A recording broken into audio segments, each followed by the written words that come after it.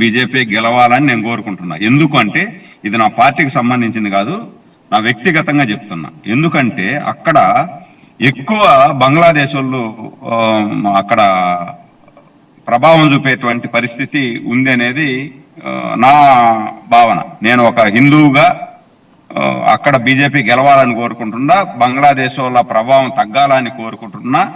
దాంతో పాటు ఏదైతే ఇందాక మన కృష్ణాంజనేయులు గారు చాలా చక్కగా విశ్లేషించారు, మామూలుగా కూడా ఏదైనా ఓటింగ్ జరిగేటప్పుడు అధికారుల ప్రభావము ఒక 2% ఉంటుంది సార్, 1 to 2% ఉంటుంది అధికారుల ప్రభావం. ఏదంటే కొంతమంది నడవలేని వాళ్ళు, లేదంటే కొంతమంది బ్లైండ్స్, లేదంటే వీల్ చైర్స్ లో వచ్చే వాళ్ళందరినీ కూడా తీసుకెళ్లి ఓటేసేటప్పుడు ఇలా నొక్కు అని చెప్పి వీళ్ళు ఆల్రెడీ ఎవరికి నొక్కాలో నొక్కేస్తారు, ఇలా నొక్కు అని వాళ్ళ దగ్గర ఇచ్చి వచ్చేస్తారు అంతే. ఆల్రెడీ ఒకసారి నొక్కేసిన తర్వాత అయిపోతుంది, అది జరుగుతుంది. కౌంటింగ్ లో ఇందాక కృష్ణాంజనేయులు గారు చెప్పినట్టు బ్యాలెట్ అయితే మేనేజ్ చేయొచ్చు మ్యాక్సిమం. మనం బ్యాలెట్ కాకుండా ఈవీఎంలు అయితే ఎక్కడ కూడా మేనేజ్ చేసేదానికి ఉండదు. నేరోలో ఇప్పుడు మనం పోస్టల్ బ్యాలెట్స్ ఉంటాయి కదా, ఆ పోస్టల్ బ్యాలెట్ కౌంటింగ్ అప్పుడు కావాలంటే ఒక 50-100 లోపు కానీ మెజారిటీ ఉంటే దాన్ని ప్రభావం చేయొచ్చు. లేదనుకుంటే రిజల్ట్ అనేది ఆ రాష్ట్రంలో 1 సైడ్ గాని వెళ్తా ఉంటే, రిజల్ట్ అనేది ఆ రాష్ట్ర వ్యాప్తంగా కూడా 1 సైడ్ గాని వెళ్ళిపోతా ఉంటే అప్పుడు అధికారులు కొంత అటు ఇటుగా తీసుకొని ఒక 3-4 దగ్గరలో కొంచెం చిన్న ఉండే దగ్గర మేనేజ్ చేసి చేసుకునే ప్రభావం ఉంటుంది. ఇంకా మూడోది వచ్చి మా శ్రీకాంత్ గారి గురించి ఒక నిమిషం మాట్లాడతాను. ఇప్పుడు ఈవీఎంల ట్యాంపరింగ్ అని మొదటి నుండి చెప్తున్నారు వీళ్ళు, కానీ ఈడ మీడియాలో మాత్రం ఈవీఎం ట్యాంపరింగ్ అని చెప్తారు. మొన్న గత నెలలో కాంగ్రెస్ పార్టీ ఈ ఈవీఎంల ట్యాంపరింగ్ గురించి ఒక అవిశ్వాస తీర్మానం పెట్టింది. దాంట్లో మాత్రం వీళ్ళు పాల్గొంటారు.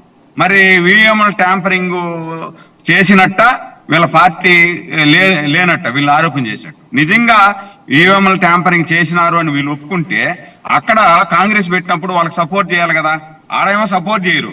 ఏడొచ్చి మాత్రం తెలుగులో ఈవీఎం ట్యాంపరింగ్ అంటారు.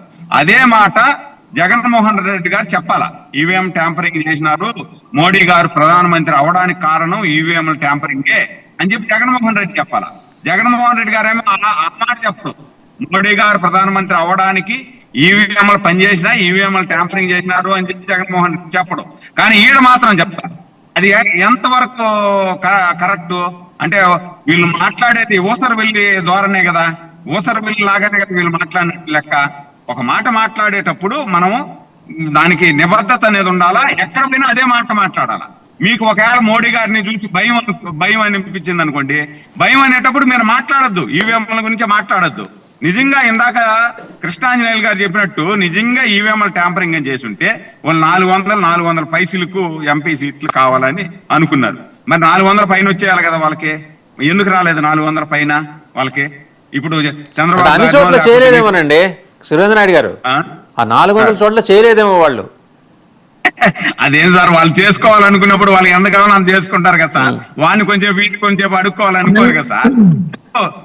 కావాలనుకున్నప్పుడు ఫుల్ఫిల్ గా చేసేద్దాం, దాని తర్వాత మిగతా వాళ్ళకి వదిలేద్దాం అనుకుంటారు. ఫుల్ఫిల్ గానే చేయలేదు కదా, అర్ధ మెజార్టీ కదా వాళ్ళకి వచ్చింది. మిగతా పార్టీలు అన్నింటినీ కూడా చేసుకొని కదా వాళ్ళు ఈ రోజు ప్రధానమంత్రిగా ఉండారు.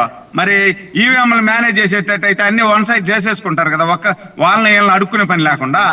బట్టి ఊరికే పసలేని వాదన మనం మీడియాలో మాట్లాడుకునేదానికి, లేదంటే మన పార్టీ కార్యకర్తల్ని ఉత్తేజపరచడం కోసం మాత్రమే ఉపయోగపడుతుంది ఈ వాదన అనేది నా అభిప్రాయం సార్. రైట్. శ్రీకాంత్ గారు, ఒకటి వసుదేవన్ గారు, నీతి నిజాయితీ నిబద్ధత గురించి టీడీపీ వారు మాకు చెప్తే ఎట్లా అండి? ఎందుకంటే నేను చిన్న ఉదాహరణ, ఏమొద్దు, స్టాలిన్ మాట్లాడిన మాటలే. నేను ఎన్నిసార్లు చాలా మంచి వాళ్ళనైనా ఇదైనా ఇప్పుడు చెడ్డవాన్నైనా, మోడీ ఎన్నిసార్లు మాట్లాడాడో చూసాం. ఎంతసేపు నీచ రాజకీయాల కోసం వీళ్ళు అక్కడక్కడే తిరుక్కుంటూ వాళ్ళు ఇది చేసుకుంటున్నారు, కానీ వారి నిబద్ధత గురించి మేము వినాలా, మేము నవ్వుకోవాలా, అదొకటి. సరే, ఇప్పుడు మనం ఈవీఎం గురించి వచ్చాం. ఈవీఎంల గురించి కానీ ఇంకోటి, మమతా బెనర్జీ గారు ఎక్కడ భయపడుతున్నారంటే, పోలింగ్ అయిన ఓట్లకు, మన దగ్గర చూద్దాం ఆంధ్రప్రదేశ్ లో పోలింగ్ అయిన ఓట్లకు మరి ఇక్కడ పెరిగిన ఓట్లకు ఎంత శాతం పెరిగిందనేది మనకు చాలా స్పష్టంగా చాలా ఆధారాలు కూడా దండిగా ఉన్నాయి. దాన్ని బట్టి మమతా బెనర్జీ గారు భయపడుతున్నారు. మరి మమతా బెనర్జీ గారు వాదన ఏమంటే, మోడీ గారు అమిత్ షా గారు కానీ ఇటు వాళ్ళు డబల్ ఇంజన్ సర్కార్ కాదు, డబల్ అటాక్ సర్కార్ ఆమె వాదన. మామూలుగా ఇన్ని రోజులు ఎప్పుడు బయటికి చెప్పలేదు, ఆమె ఎప్పుడు భయపడలేదు, ఈసారి భయపడింది అనుకుంటున్నాను. మరి ఇంకోటి చెప్పింది, ఎప్పుడు గవర్నర్ తో గొడవలు ఉంటాయి, గవర్నర్ తో ఎప్పుడు నా మీద అటాక్ చేస్తున్నారు అనేది ఒకటి. సిబిఐని ఈడీని ఏమి పంపి టిఎంసి వాళ్ళందరినీ కూడా ఇబ్బంది పెడుతున్నారు అనేది ఆమె చాలా వాదనలు ఈసారి వచ్చినాయి. ఈ మైక్రో అబ్జర్వర్స్ పెట్టి బూతులంతా క్యాప్చర్ చేసి మమ్మల్ని ఓట్ల నుంచి ఎలా గెలుపొందాలా వాళ్ళనే అంశాలను చూసుకుంటున్నారు అనేది ఒకటి. BJP divide and rule policy చేస్తా ఉంది. దీనివల్ల అక్కడ హిందువులు ముస్లింస్ ఎప్పుడు మన దుర్గ పూజ గాని ఈద్గా గాని కలిసి చేసుకుంటారు.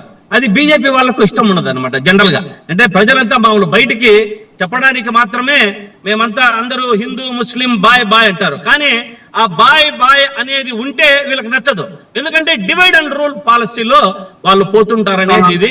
అది కూడా కలకత్తాలో ఇంకొక మొన్నటి అంటే మన కృష్ణాంజలి గారు చెప్పారు బాగా గెలుస్తుందని, నేను కూడా అదే ఏకీభవిస్తున్నా.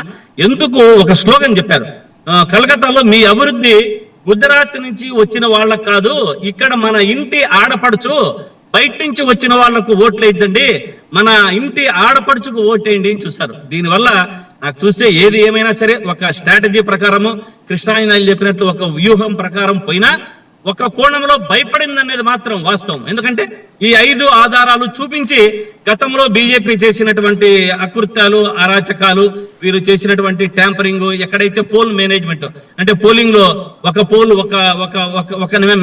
ఒక నెంబర్ అయితే మళ్ళీ ఎంచిన తర్వాత ఒక నెంబర్ రావడము, ఇవన్నీ చూస్తే ఒకసారి మమతా బెనర్జీ గారు కొంచెము ఆవేదానికో లేకుంటే ఆక్రోశానికో గురి అయ్యారు. ఏది ఏమైనా కృష్ణాంజలి గారు చెప్పినట్ల మళ్ళీ మన నాయుడు అన్న చెప్పినట్ల తృణమూల్ కాంగ్రెస్ వచ్చే అవకాశాలే మనకు అక్కడ కనపడుతున్నాయి అనేది అంతా తెలుసు. రైట్, థ్యాంక్ యూ శ్రీకాంత్ గారు, కృష్ణాంజలి గారు. కృష్ణాంజలి గారు, could you please conclude quickly? Could you please conclude అంటే ఓవరాల్ పిక్చర్ అంటే ఒకటైతే అనిపిస్తోంది, మోడీ ప్రధానమంత్రి హోదాలో ఆయన చేసే చివరి ఎలక్షన్ ఇది కాబట్టి, అంటే నెక్స్ట్ టైం ఆయన వయోభారం వల్ల ఒకవేళ ఆయనకు అవకాశం ఉన్నప్పటికీ ఆయన ప్రధానమంత్రి పదవి చేపట్టరని చెప్పి బీజేపీ వర్గాలు చెప్తున్నాయి. కాబట్టి ఈ ఎలక్షన్స్లో కనీసం ఈ 2 ప్రెస్టీజియస్ స్టేట్స్లోనూ బీజేపీ అలయన్స్ని గెలిపించి తీరాలని ఆయన చాలా పట్టుదలతో ఉన్నారని ఒక అబ్జర్వేషన్ నేషనల్ మీడియాగా భావిస్తున్న ఢిల్లీ మీడియా అబ్జర్వేషన్. వాళ్ళు ప్రయత్నం అయితే నరేంద్ర మోడీ, అమిత్ షా అలాంటి ప్రయత్నం అయితే చేశారు. ఒక ప్రయత్నం వాళ్ళకు ఉన్నటువంటి దాంట్లో ఇప్పుడు దక్షిణ భారతదేశంలో తమిళనాడులో, అదేవిధంగా అక్కడ పశ్చిమ బెంగాల్, ఇక్కడ 2 చోట్ల గెలిస్తే అతిపెద్ద రాష్ట్రాల్లో గెలిచినటువంటి విధంగా ఉంటుంది వీళ్ళ నాయకత్వంలో అనేటువంటి దాని మీద ఒక ప్రయత్నం అయితే చేశారు. ఆ ప్రయత్నము విఫల ప్రయత్నంగా మారబోతుంది అనేటువంటిది జరిగినటువంటి పోలింగ్ను బట్టి మనకు అర్థమవుతున్నటువంటి అంశము.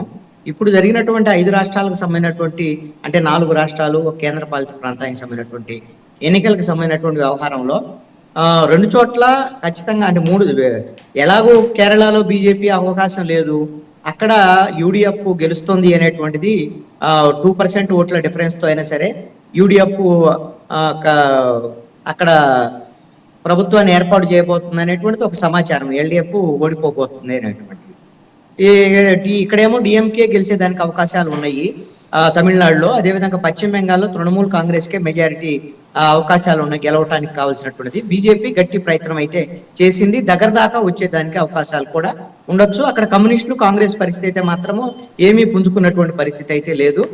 అదేవిధంగా అస్సాము, పుదుచ్చేరిలో మాత్రం బీజేపీ ఎన్డీఏ కూటమి గెలవడానికి అవకాశాలు ఉన్నాయి అనేటువంటిది ఓవరాల్ గా 5 రాష్ట్రాలకు సంబంధించినటువంటి ఎన్నికల ఫలితాలు ఎలా ఉంటాయి అనేటువంటిది నా యొక్క అభిప్రాయం.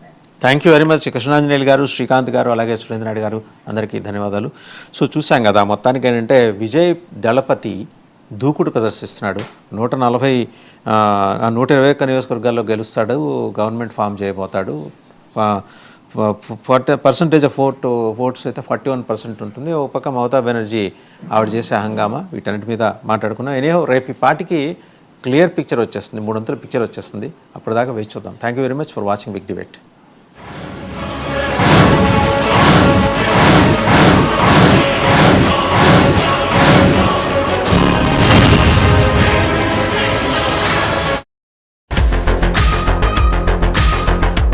Fast. Track your career with